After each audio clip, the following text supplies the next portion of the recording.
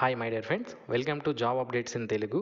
Friends, మనకి Reserve Bank of India RBI నుంచి ప్రతి సంవత్సరం రిలీజ్ చేసే ఆఫీసర్ గ్రేడ్ బి ఉద్యోగాల కోసం నోటిఫికేషన్ అనేది మనకి 2024 సంవత్సరానికి సంబంధించి కూడా ఇప్పుడు రిలీజ్ చేశారు. ఈ జాబ్స్కి ఈ రోజు నుంచి మనం ఆన్లైన్ అప్లికేషన్ చేసుకునే అవకాశం అయితే ఉంటుంది. ఇక ఈ జాబ్స్కి సంబంధించి ఎవరైతే అప్లికేషన్ పెట్టుకుంటారో శాలరీ కనుక మనకి ఇక్కడ చూసినట్లయితే 1,22,717 రూపాయలు పర్ మంత్ అనేది స్టార్టింగ్లో మీకు రావడం జరుగుతుంది. ఈ శాలరీనే కాకుండా ఇంకా ఇతర అలవెన్సెస్ అనేవి కూడా మనకి ఇవ్వడం అనేది జరుగుతుందన్నమాట. సో రిజర్వ్ బ్యాంక్ ఆఫ్ ఇండియాలో ఇంత పెద్ద మొత్తంలో శాలరీ అనేది మనకి ఇస్తున్నారు. అలాగే ఈ పోస్టులకు మీరు అప్లై చేసుకోవాలంటే మీకు క్వాలిఫికేషన్ ఉంటే సరిపోతుందండి. ఎటువంటి ఎక్స్పీరియన్స్ కానీ సర్టిఫికేట్స్ కానీ ప్రొఫెషనల్ అంటే మనకి లోకల్ లాంగ్వేజ్ కానీ ఇలా ఏమీ అడగలేదు. జస్ట్ మీకు నేను ఇక్కడ మనకి చెప్పబోయే క్వాలిఫికేషన్ ఏదైతే ఉందో అది ఉంటే సరిపోతుందన్నమాట. సో ఎక్స్పీరియన్స్ లేకుండా ఇంత మొత్తంలో శాలరీ అనేది ఇస్తున్నారు కాబట్టి, అలాగే ఈ జాబ్ అనేది మనకి రిజర్వ్ బ్యాంక్ ఆఫ్ ఇండియా నుంచి వచ్చింది కాబట్టి చాలా మంచి జాబ్స్ అని ఇవి చెప్పుకోవచ్చు. మరి ఈ జాబ్స్కి ఉండవలసినటువంటి క్వాలిఫికేషన్స్ ఏంటి, ఎలా అప్లై చేసుకోవాలి, సెలక్షన్ ప్రొసీజర్ అనేది ఏ విధంగా ఉంటుంది, అన్ని వివరాలు నేను మీకు తెలియజేస్తాను.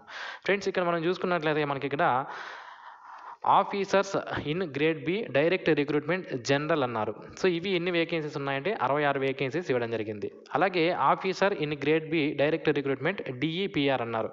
సో డిఈపిఆర్ అంటే మనకి department of economic and policy research, అంటే ఆర్బీఐలోనే మళ్ళీ డిపార్ట్మెంట్స్ అనేవి ఉంటాయి. అందులో department of economic research and పాలసీకి సంబంధించి ఇక్కడ 21 వేకెన్సీ అనేది ఇవ్వడం జరిగింది. అలాగే officers in grade B DSIM అంటే మనకి department of statistics and information management, ఇందులో కూడా మనకి 7 వేకెన్సీస్ అనేది ఉండడం జరిగిందన్నమాట. సో ఈ విధంగా టోటల్ మనకి 90కి పైగా వేకెన్సీస్కి నోటిఫికేషన్ అయితే రిలీజ్ చేయడం జరిగింది. మరి ఈ జాబ్స్కి ఉండవలసినటువంటి క్వాలిఫికేషన్ ఏంటి అంటే చూడండి, కొంతమందికి చూసుకున్నట్లయితే జూలై 1, 2021 నాటికి మీ దగ్గర ఈ క్వాలిఫికేషన్ అనేది ఉండాలండి. అది మీరు ఇక్కడ క్లియర్గా గుర్తుపెట్టుకోవాలి. అయితే officers in grade B general పోస్ట్కి అప్లై చేయాలనుకుంటే గ్రాడ్యుయేషన్ కంప్లీట్ చేస్తుంటే సరిపోతుంది. మీరు ఈ పోస్టులకి అప్లికేషన్ అనేది పెట్టుకోవచ్చు అండి. అయితే గ్రాడ్యుయేషన్ అంటే మీరు చేసినటువంటి గ్రాడ్యుయేషన్లో తప్పనిసరిగా మనకి మార్క్స్ అనేవి 60% మార్క్స్ లేదా అంతకన్నా ఎక్కువ తప్పనిసరిగా ఉండాలన్నమాట. అలాగే ఎస్సీ ఎస్టీ పర్సన్ విత్ డిజేబిలిటీకి సంబంధించిన వాళ్ళకైతే 50% మార్క్స్ ఉన్నా కూడా సరిపోతుంది.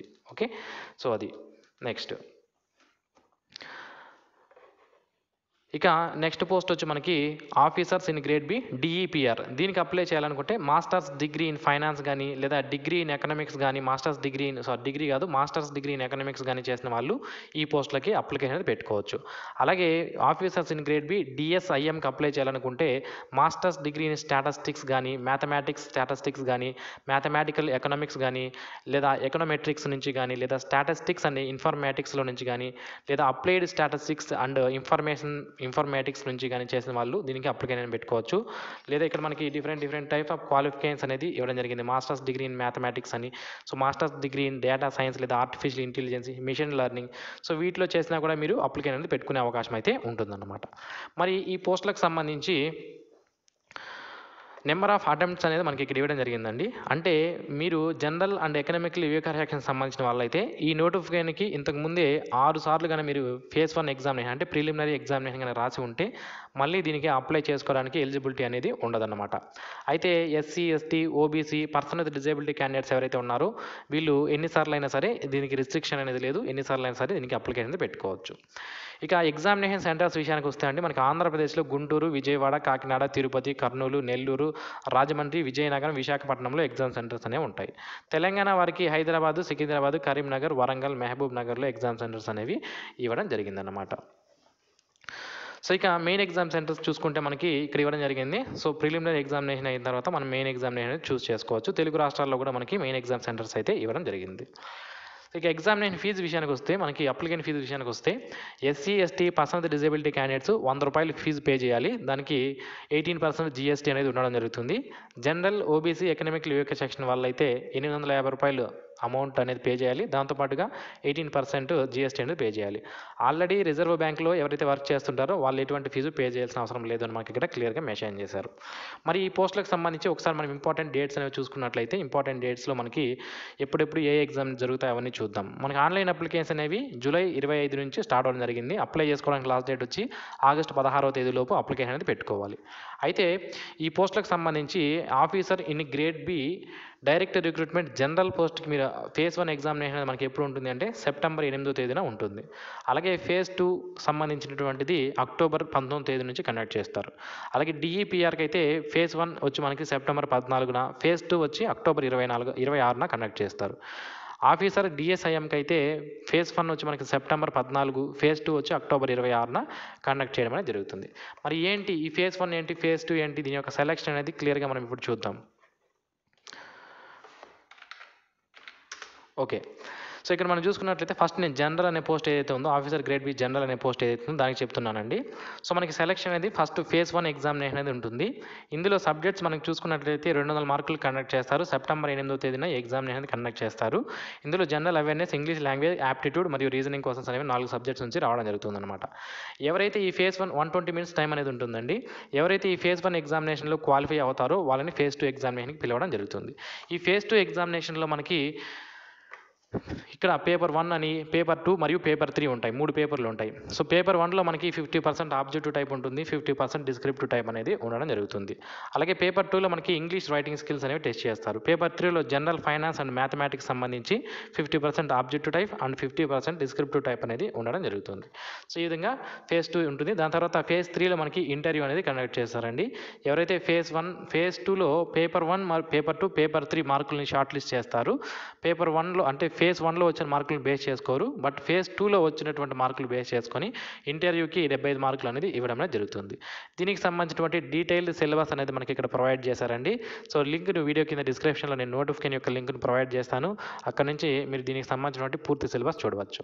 ఇక DEPR అనే పోస్ట్కి ఎవరైతే అప్లై చేస్తారో దీనికి సంబంధించి ఫస్ట్ మనకి ఎగ్జామినేషన్ అనేది ఫేజ్ 1 మరియు ఫేజ్ 2 అని ఉంటాయి. ఫేజ్ 1లో మనకి ఆబ్జెక్టివ్ టైప్లో, ఫేజ్ 1లో మళ్ళీ 2 పేపర్లు ఉంటాయి. పేపర్ 1 ఆబ్జెక్టివ్ టైప్ ఎకనామిక్స్ సంబంధించి, అలాగే పేపర్ 2 ఇంగ్లీష్ డిస్క్రిప్టివ్ పేపర్ అనేది ఉంటుంది. నెక్స్ట్ ఫేజ్ 2లో పేపర్ 1 డిస్క్రిప్టివ్ టైప్ ఉంటుంది, పేపర్ 2 కూడా డిస్క్రిప్టివ్ టైపే ఉండడం జరుగుతుంది అనమాట. సిలబస్ ఏంటి అనేది మనకి ఇక్కడ క్లియర్గా డీటెయిల్గా ఇచ్చారు, అది మీరు ఇక్కడ చూడవచ్చు. నోటిఫికేషన్ లింక్ని మొత్తం అన్ని ఒకే నోటిఫికేషన్లో ఉన్నాయి కాబట్టి ఒకదాన్ని చూసుకుంటే సరిపోతుంది మీరు. ఇక DSIM పోస్టుకు సంబంధించి పేపర్ 1 ఆబ్జెక్టివ్ టైప్, అలాగే పేపర్ 2 డిస్క్రిప్టివ్ టైప్, పేపర్ 3 కూడా ఇంగ్లీష్ డిస్క్రిప్టివ్ టైపే ఉంటుంది. మొత్తం 300 మార్కులకి ఇది సెలెక్షన్ చేస్తారు. సో డీటెయిల్ సిలబస్ అంతా కూడా మనకి ఇక్కడ ఉందండి. నోటిఫికేషన్ లింక్ని వీడియో కింద డిస్క్రిప్షన్లో నేను మీకు ప్రొవైడ్ చేస్తాను. సిలబస్ అనేది మీరు అక్కడ నుంచి డౌన్లోడ్ చేసుకునే అవకాశం అయితే ఉంటుంది.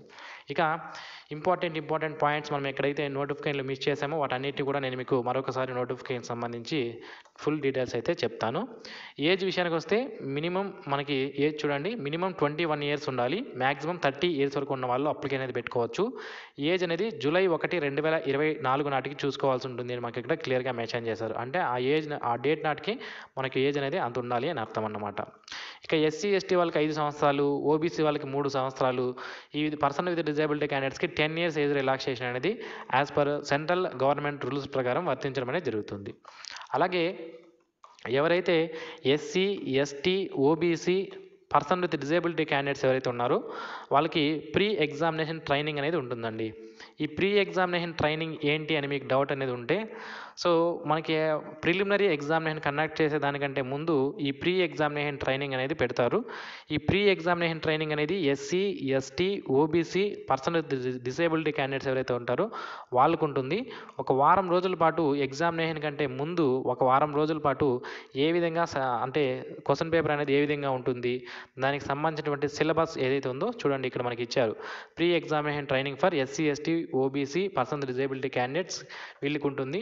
ఫేజ్ 1కి ఇస్తారు మరియు ఫేజ్ 2 కూడా ఇవ్వడం జరుగుతుందండి, అది మీరు గమనించాలన్నమాట.